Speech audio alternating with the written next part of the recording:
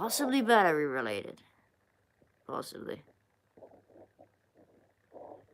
Alright, we'll pull back a quick sec, yeah? Hopefully we get everyone back up in it. Let me just triple check that, you know, that we pulling? That we're getting people back in there, basically. Hopefully. We just need to, yeah, get back on vibe. Not even necessarily gonna be too easy, but shout me, everybody, the minute we, quote unquote, back in. If I'm gonna die or ever be a sacrifice, I want to make sure that my life made at least 5 million kids happy. Dedrick Williams faces charges in connection with his death outside a Florida motorsports store. Police also Hopefully everyone's Robert gonna Allen jump find back out what he in. knows about the killing in what investigators say was part of a robbery. A memorial was held for XXX Tentacion. All right, everyone back? Where hundreds lined up to pay their respects. The video was released on the same day of his actual funeral. Active yet? We good? Everyone in? We good? Hopefully, at least. For InsideEdition.com, I'm Lee Sheps. Okay. Because we had a good little thing popping off. We had a good conversation, a good topic. You know when you lose the flow because of everything just cuts out, switches up. It's very annoying. I'm hoping that, I don't know, that everyone who was on comes back. Like, we had a proper topic popping off.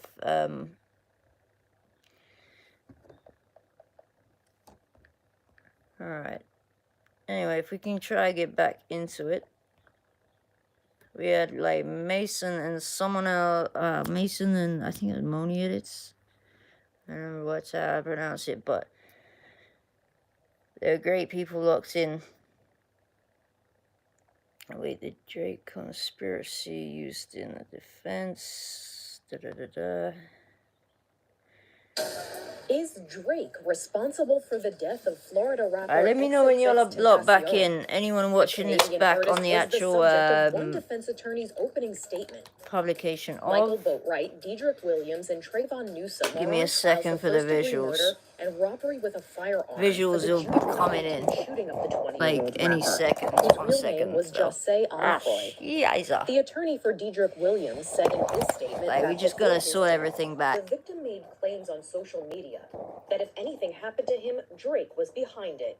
XXX Tentacion later retracted those claims. Now the defense claims Drake wasn't properly investigated. He came on social media and said, guys, before he dies, if anybody kills me, it's Drake. Do you think in that time span that they went and they addressed him, they talked to him? No. Do you think sitting here today... You only see black. Okay, Laurie. Asked, you know, Drake... You got visuals now? No, they never did that. So you ask yourself, how could that be? The prosecution argued that there was no evidence linking Drake to this crime. A judge had previously denied a request to force Drake to be deposed in this case. Investigators say XXX Tentacion was leaving a motorcycle shop at Fort Lauderdale. I want to get the live viewers from the previous backup in it. And shot to death in his vehicle. Drake has not been charged in connection with XXX Tentacion's death. Hoping they subbed up, like we had an intense conversation. We were going from the murder and armed robbery for his role in the crime. Seeing Drake everywhere. Later this month. He is a prosecution witness and testified. What, in general, Sam Jackson? The trial because, like, March, and all three suspects have pleaded not guilty to. With Drake, I mean, shit. Give me a second on the visuals. Like, I mean, we was talking on, like, XXX Tentacion connection with Drake. It seems now we got Mr. Connection with No Jumper guy. This is not the way I'd throw things out, but what, the connection between the two? Whew. as a result of misguided beats. Often for a young In the last up-and-comer, video, we highly covered publicised this, feud with somebody in the upper echelons of hip-hop and a can lot of very quickly people catapult were you to the clocking top on level. to So instant clout resulting from a a lot beat of is your things, preferred but way of making it to the top of the hip-hop game, then who better to kick go off over it the again beat would than be the peak. ultimate clout-owning fool, then it's Drake. Like most quality cuts of beef, this one And there's originated certain lyrics that jolly were old dropped. It's February 2017, and Drake is jetting around the world on a tour looking for new cultures Visuals, to the bump. lot, even from Sometimes it Billie feels like Drake Eilish, maintains his flagging relevancy with by Bury a sucking the Friend, clout out of SoundCloud rappers like a Dementor from the Harry Potter, video and then tossing backwards them we aside like a covered, backup and dancer at a Madonna after party. So at some point on the tour, Drake the was in dude who Amsterdam looked exactly like creating an XXX absolute Tentacion banger with British Peckham in legend that vid. KMT. And if you don't know, KMT stands for Kiss My Teeth, or like that, KMT. Oi, oi, That put on dude that was Drake kissing his thing. lips, not his No. teeth. No, put on. Yeah, that's the one. That's my jam. Anyway, once this snippet No, drops, a lot of people are noticing that Drake's flow at the start sounds suspiciously similar like, to X's you know. flow on his hit song "Look at Me." I guess Drake must have thought if he culture vultured Yo, gigs I'm and not X really at the same feeling, time, maybe the two would cancel each other out. Not too long after this snippet came out, Drake Dude's, sat down for an interview with British coverage on legend this at DJ all. Semtex and discussed the similarities between his flow and X's, basically saying that he could see the similarities Genuinely. after the fact, but he wasn't biting X to begin with. So I'm just like, yo, what's happening to me right now? You know? So I'm sitting there. Oh I'm my like, lord, I'm this trying is to the read, like, best figure out vid, who they're talking about. I find out who they're top talking vid, about, and like, you know, on it. and I listen to it. I'm like, Shit. okay, I see The last where live stream people was could draw, like, this covering it comparison better off of, on like, this the first channel. 2 lines, whether it be the cadence or the rhyme pattern or whatever. Yo, it's crazy that people. Alright, think so that basically, after all fuck this it. time, after Let's all cover I've it been ourselves. through, that I'm the type of person to go. Right, y'all know, right, the idea, like, the beef, da-da-da-da, was that XXX, he started warring with Drake. He felt Drake had stole, like, the flow, the cadence, quote-unquote, of his track when he was in jail and put it on a song that he did with Gigs. So, one sec.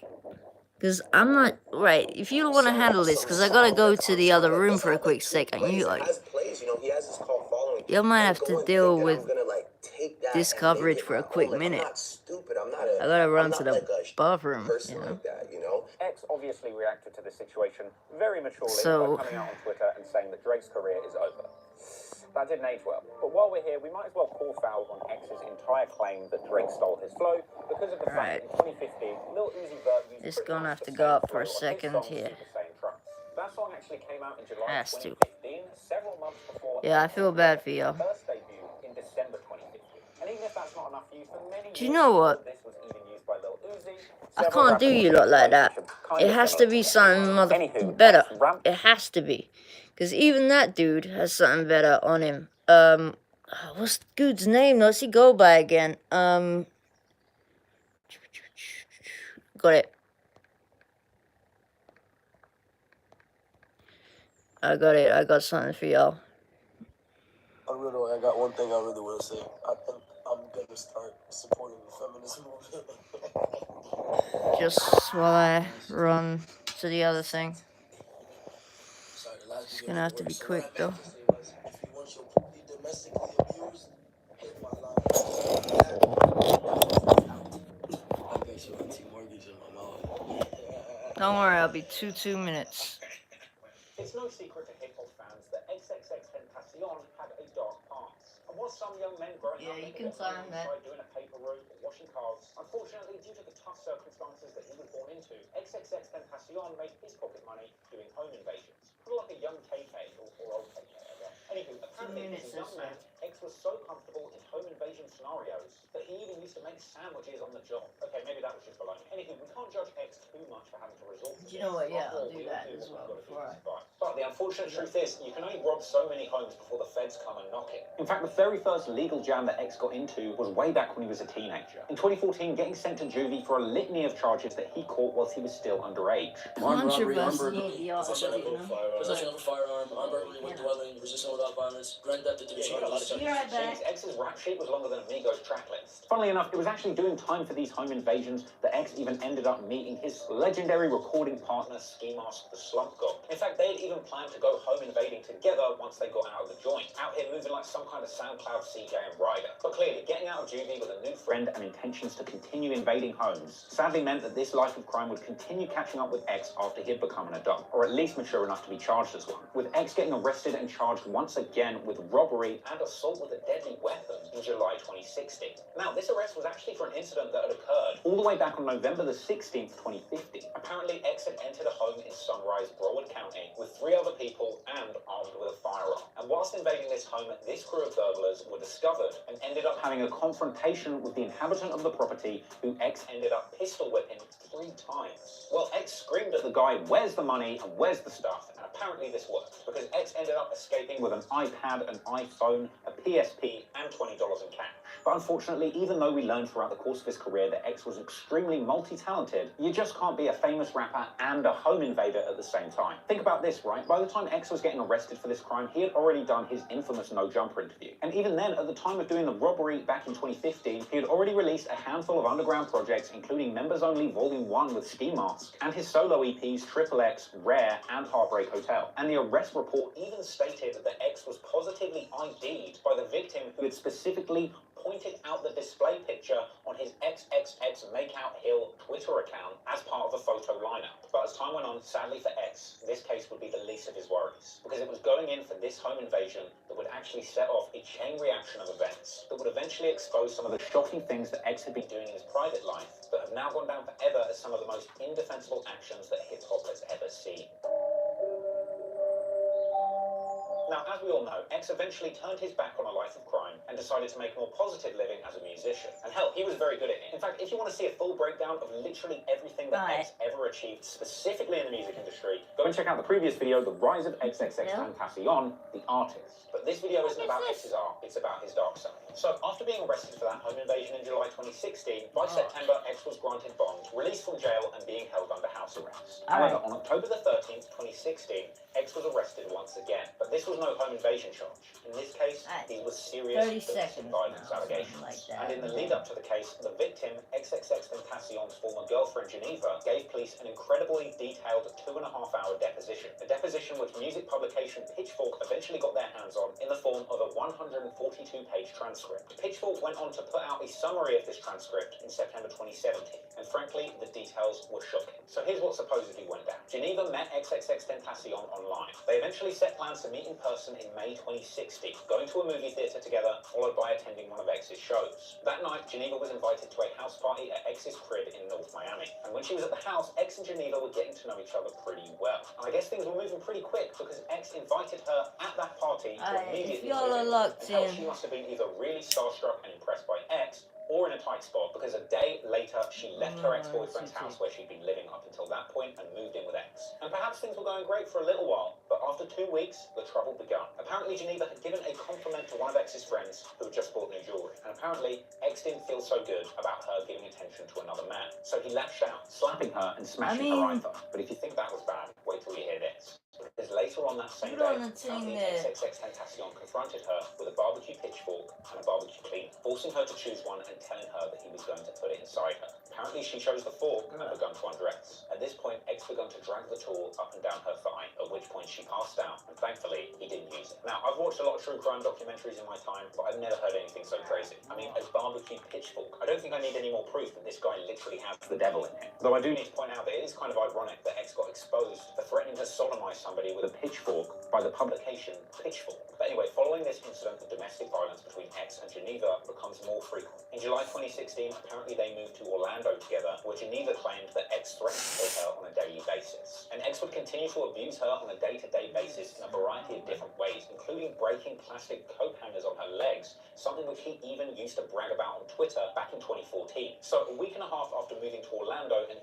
X and Geneva are on their way to a show, listening to music. A song is playing that's by X, and another male artist, and Geneva was singing along, knowing all of the lyrics that X was spitting, and then humming along to the lyrics that the other guy was spitting. Now, apparently after this, X gave her an excruciating silent treatment for the rest of the ride home. And when they finally arrived at the show, X immediately took her into a bathroom and confronted her as to why she was singing along to this other guy's part of the song. And then going further with the possessiveness, grilling her on whether or not she liked this guy. But from there, X continued to escalate things, allegedly eventually headbutting her, punching her, and stomping her on the ground, even going so far to drag her and put her into a bathtub where he continued hitting her. And apparently he even threatened to cut out her tongue just for humming along to another man's lyrics. Now at a certain point she managed to escape this beating and try to run down the street, but X took chase, tackling her to the ground and hitting her head on the concrete. So bear in mind, this beating was so severe that Geneva suffered serious visible injuries from this incident, including bruises, scratches, black eyes, and a lump on her head. Now for a brief period after XXXTentacion was arrested in July, Geneva managed to get away from him for a little while, calling her mother to come and collect her and taking her to stay with a friend in Texas. However, at a certain point something happened, the accommodation she was supposed to stay in fell through, and she found herself back living in the house with X's friends while X was in jail. And well, you can imagine this is a real recipe for disaster,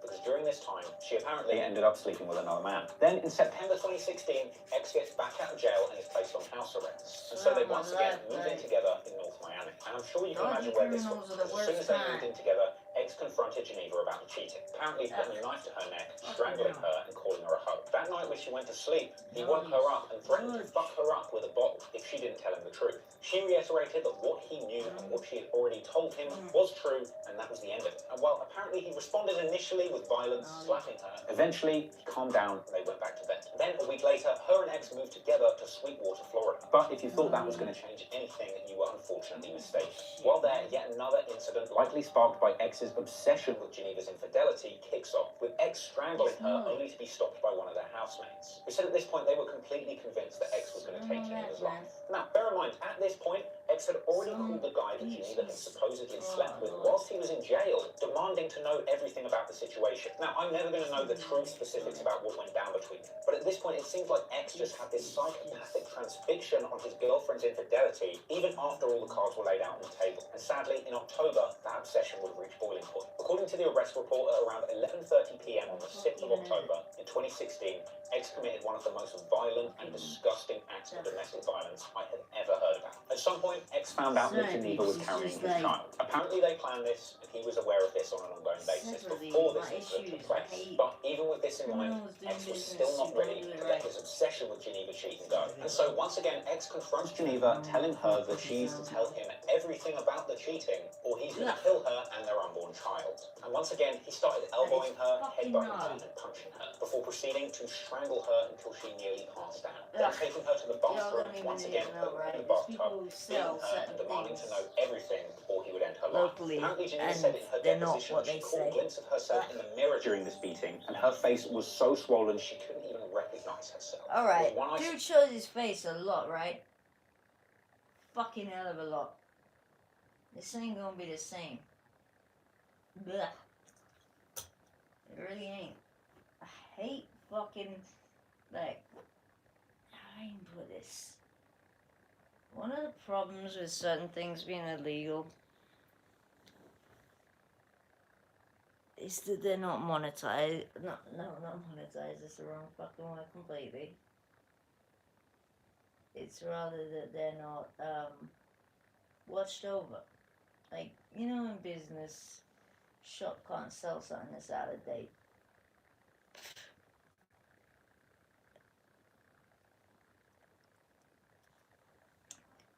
Like, there's many people who sell fucking spices and cannabis for one, which is wrong. Yeah, jumps topic, I know.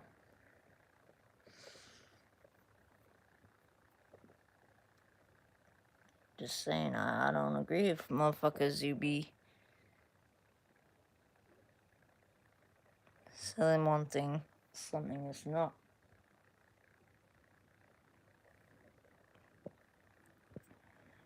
To me, there are off limits things, you know?